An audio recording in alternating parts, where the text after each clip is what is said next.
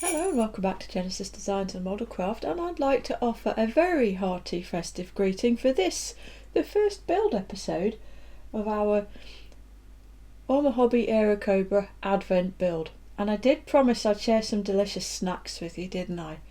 Now here in the UK, I don't think you really have to look very much further than this for the most popular festive snack there is, and this is, if you're not already aware, a mince pie. This one has a snowflake on. Now there's a kind of a thing here in this country where we talk about how the, with much disgust I must add, we talk about how the mince pies are already out right after Halloween. And in fact, I think I ate my first mince pie back in September this year. So they get earlier, and before long they'll be available all year round, just like strawberries somehow magically are now as well. But I digress. The mince pie. Now everywhere you go here, all the supermarkets and even the smaller shops will have their own sort of baked in house versions, but this is a popularly and very easily available brand name of mince pie. If you're not aware what a mince pie is, as you can easily see, it is in fact a pie, and I'm just going to bite it. Hold on.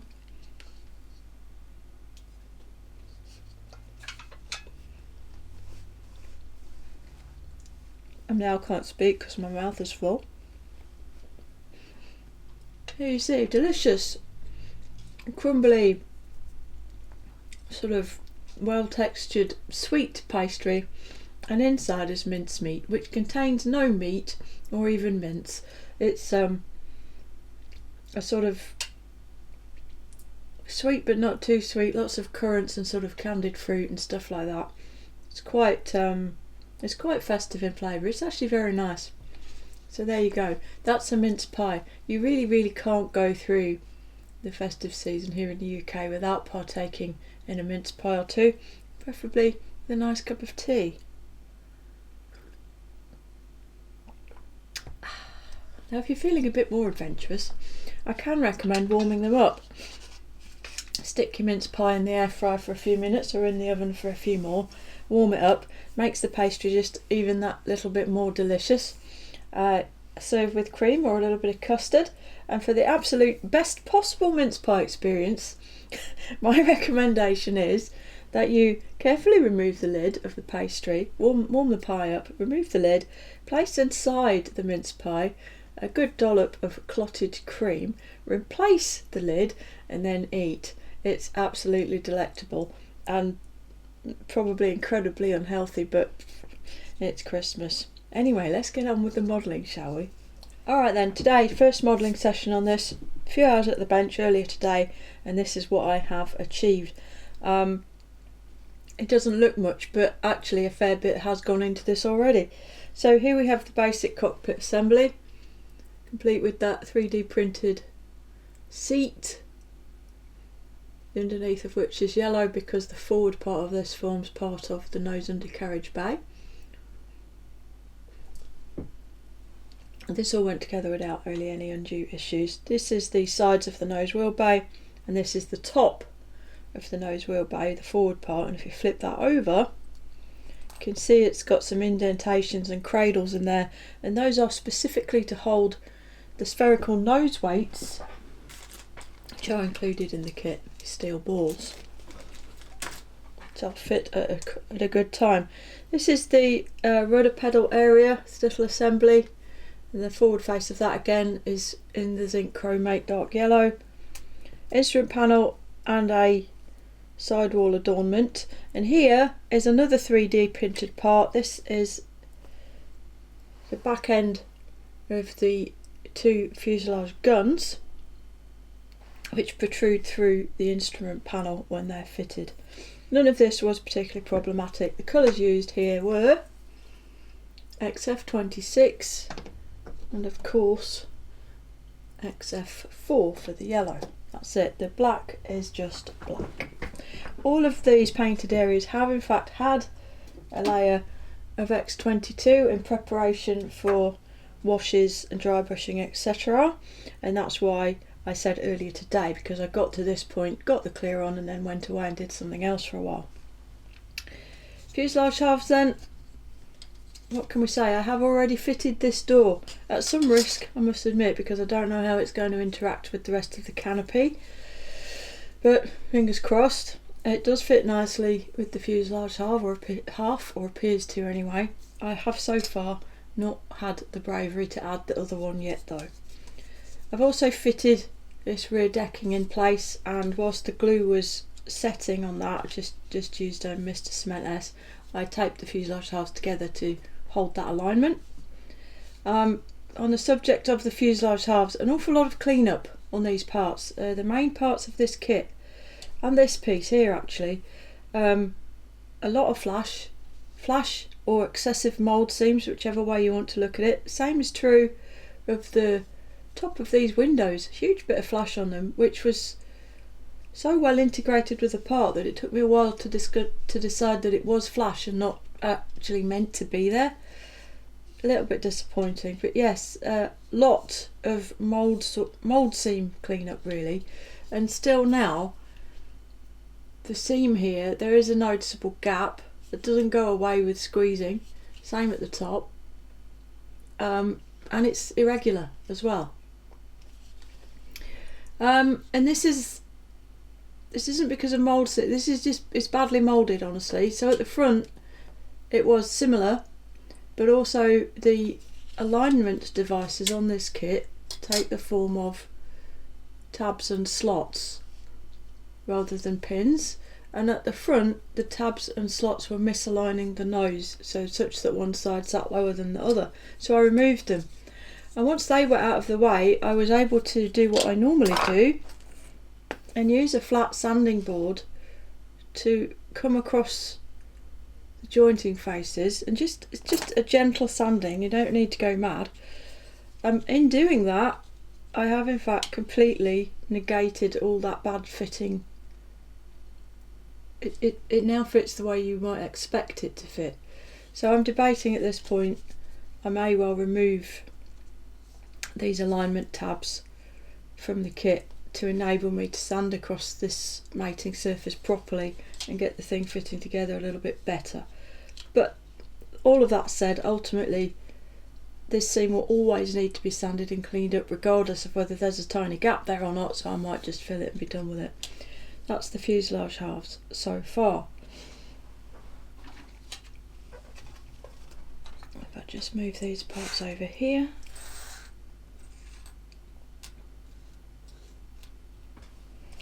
Here we have the wing parts, and these also presented a great deal of cleanup. There are a lot of sprue stubs around these wing parts. I'll bring you the frames. You can see all of these mounting points for these wing mouldings. Lots and lots of them, and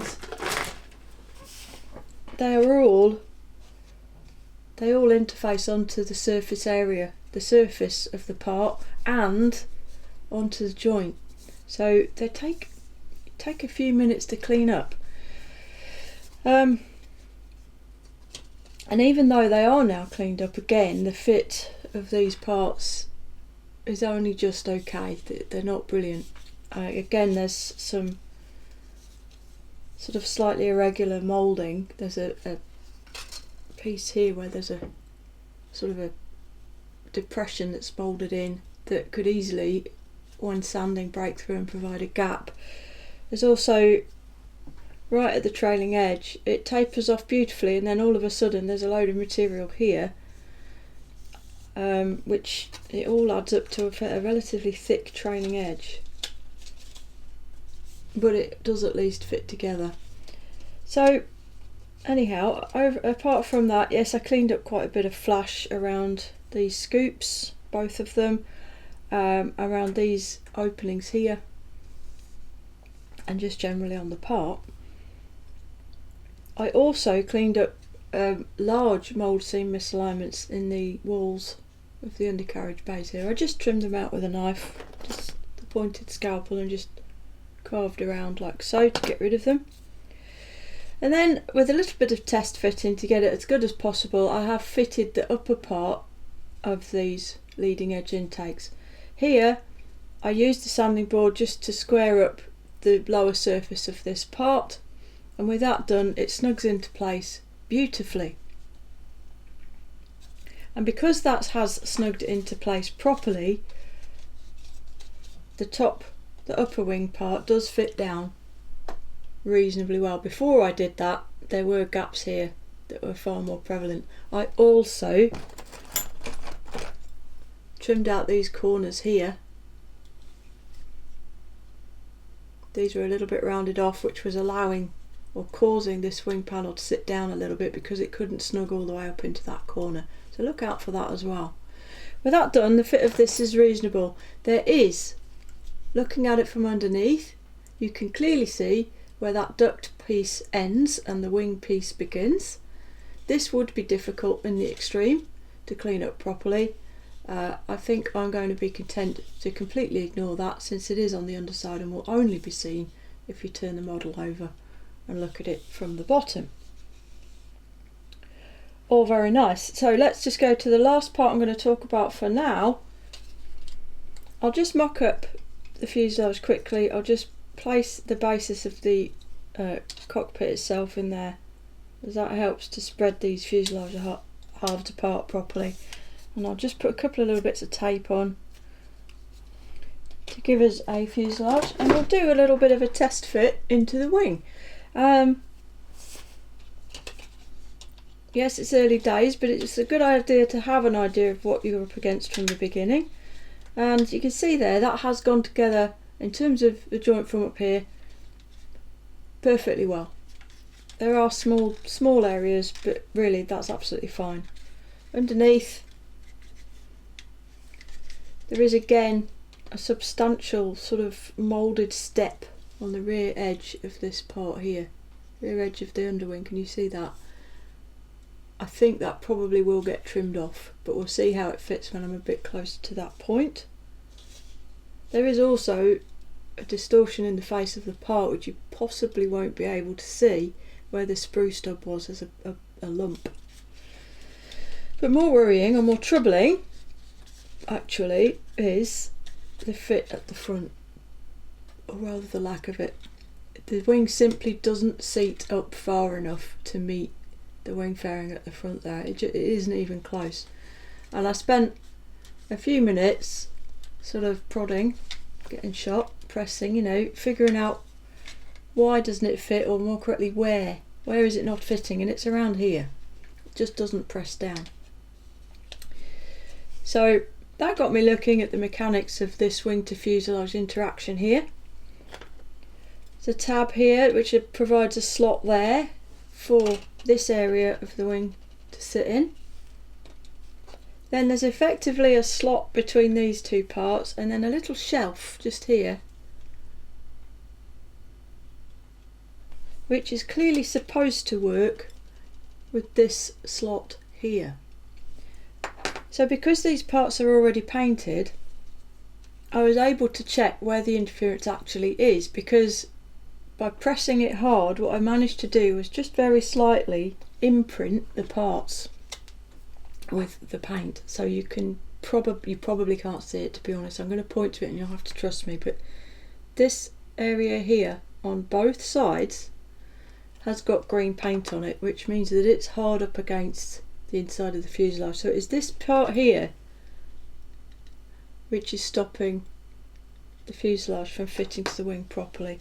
There's a few things that you could do to alleviate this. You could carefully, gradually trim this part back until it does fit, or you could just snip it clean off. I don't think there is any real major need for it to be there. It's not an area that's visible when the model is together, so I think to save bother I will just snip it off, and I'm going to put my money where my mouth is, people. I'm going to do it right now. There's one.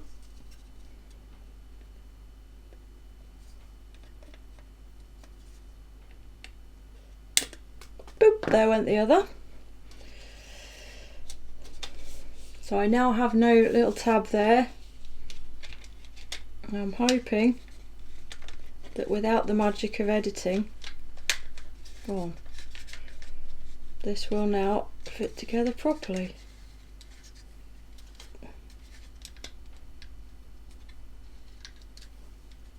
And there you go. Major improvement straight away. You could of course just fill these gaps at the front, and truthfully, even with pressure that's bringing those wing roots level with the fairing, there is still a bit of a gap there. This area here just isn't good, whichever way you slice it. This bit doesn't fit to that bit, which doesn't really fit to that bit, but I can see here what I've got now is something which with a bit of pressure and a bit of glue is going to work and won't require too much filler. You could have just filled that gap in the first place, but the knock-on effect of that seat not being in position is that the wing fairings were very proud back here, so it did need to be addressed. And as you can see, simply snipping away the shoulders here has pretty much completely solved that. So there we are, that is the end of the first session and first instalment of our Advent adventure with the Arma Hobby P-39 Aerocobra. Thank you very much for watching, and I'll be back very soon with the next episode. So with all of that said, it only remains for me to say until next time, look after yourselves, look after each other, and Genesis out.